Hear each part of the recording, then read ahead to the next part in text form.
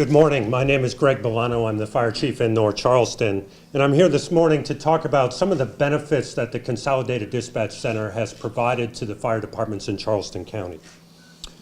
First and foremost, we're getting the calls faster than ever now. The calls are processed quickly using state-of-the-art technology, and the appropriate fire departments are notified. For departments that are utilizing automatic aid, the closest units are notified simultaneously, regardless of jurisdiction, and they can respond and operate together seamlessly to any emergency incidents that occur. This would not be possible without the Consolidated Dispatch Center. Getting the calls faster and responding to closest fire resources means more effective operations and improved safety for responders. They're traveling shorter distances, and they're facing incidents that have had less time to grow in size and complexity. That's better for everybody. Finally, station alerting. Station alerting is a county-funded system that alerts only the responders that are needed at a particular incident.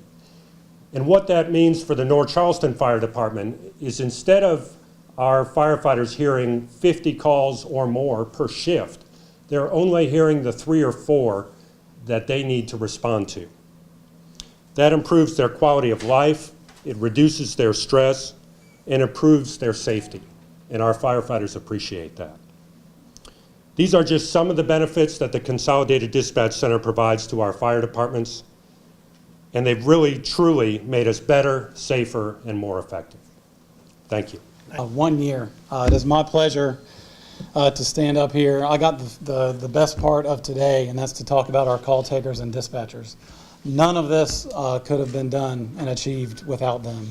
We have great leadership that brought up this idea, the folks that got this building together and built this building, and I'm proud every time I come up here, but I'm more proud when I hear the men and women standing around the back of the room, the men and women upstairs that get us out on the street, get help to people that need it safely every day. With the technology changes, with all the rules and regulations that we've asked people to consolidate from different agencies, from different municipalities, public service districts, special purpose districts, all of that to come together under one roof and work together, and they haven't ever before, and worked for the Consolidated Dispatch Center.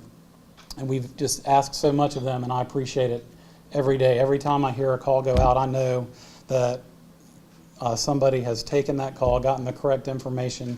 As Chief Bolano talked about, they're getting the calls out faster. We're getting better information. We could not do it without you guys. Thank you so much. Please know you guys are part of my family. I think about you all the time. Thank you very much. Thank you. It's taken, as has been said, many great decisions by a lot of people to get to this point. As Mitch Lucas quoted Sheriff Cannon, this was the best decision, one of the best decisions Charleston County Council has ever made, to take the leap, to take the lead in creating and managing this center. And then it took the boards and commissions and councils of all the participating jurisdictions to also buy in and say, that's what we want for our community. So they are all to be commended for getting us where we are today. It has been, as also has been said, it's the people who work here who make it work. The call takers, dispatchers, the support staff, the leadership. And in that vein, I'd like to single out a bit, while we don't like to, we'd like to single out some folks because they have gotten some significant recognitions in the recent past. One person I'd like to thank in particular is Lori Lambert. She is my project officer. She has been the project officer for the county administrator through, I think, the past 4 county administrators, and she is nothing but diligent, nothing but the best, and nothing but a person who makes effort every day to make things work. And she has been an enormous part of making this work, making the board's operations continue smoothly. And Lori, I want to thank you so very much. We have received several state and national recognitions. The certifications that we have show that we are now certified in all 3 disciplines, law enforcement, fire, and emergency dispatch, which is a tremendous feather to have in our cap, and we will continue to receive recognitions, I'm sure, on a national level. There are 2 primary associations for 911. The Association of Public Safety Communications Officials, also known as APCO, and also the National Emergency Number Association, or NENA. They are responsible for advancements in 911 operations, technology, and education, and those would not be possible without these 2 organizations. The Consolidated 911 Center Director Jim Lake and Deputy Director Allison Burrell are both certified instructors for these organizations and are highly sought after to teach classes for both of those organizations, in center management in particular. In October of this year, just recently, Jim was awarded the 2014 South Carolina APCO-NENA 911 Center Director of the Year Award. Let's give him a round of applause.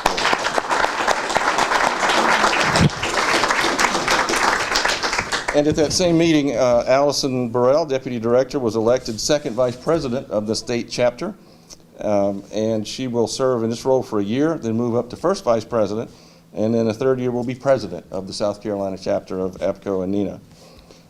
Earlier this year, Mike Ball, the Center's Technology Manager, was featured in a NENA article in one of their publications due to his accomplishments. Other recognitions from the past year: Jim was requested by the Governor to serve on the South Carolina 911 Advisory Board.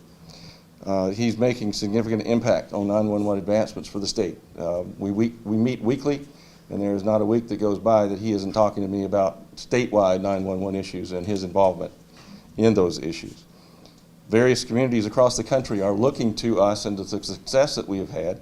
Again, thanks to the board, thanks to the leadership, thanks to the support, thanks to the staff for what we do. Most recently, there was a series done by a TV station in Dane County near Madison, Wisconsin, or the county in which Madison, Wisconsin is located, because they're having some issues about how their center operates. They came here because they heard we do it the best, and they found out that that's right.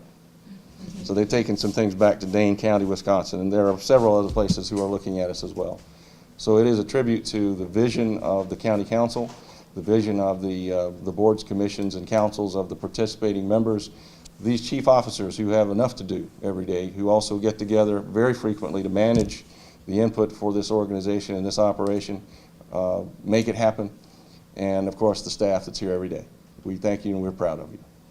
You've heard the great testimonies from each one of the speakers, and I must say, you know, Charleston County has always taken the lead. You know, it is my position, we want to be number one. We want to lead, we don't want to follow. But, you know, this has been a long time in coming, and I can remember, it might have been some 10 years ago. Greg, you might remember, and Mitch, I think you might have, when the murders in downtown Charleston were so bad, they were having, you know, something like one a night with these young fellas, and we went down to the city, and we talked to Mayor Rowell, and we said, hey, listen, Henry Darby and myself, along with the sheriff and Mitch, would like to do something in collaboration with this city. You were just coming in. I think you weren't even sworn in yet.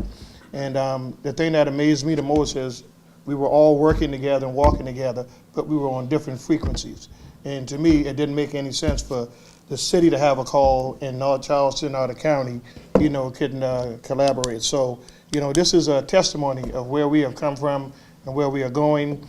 The great leadership under Jim and his team, we want to thank you.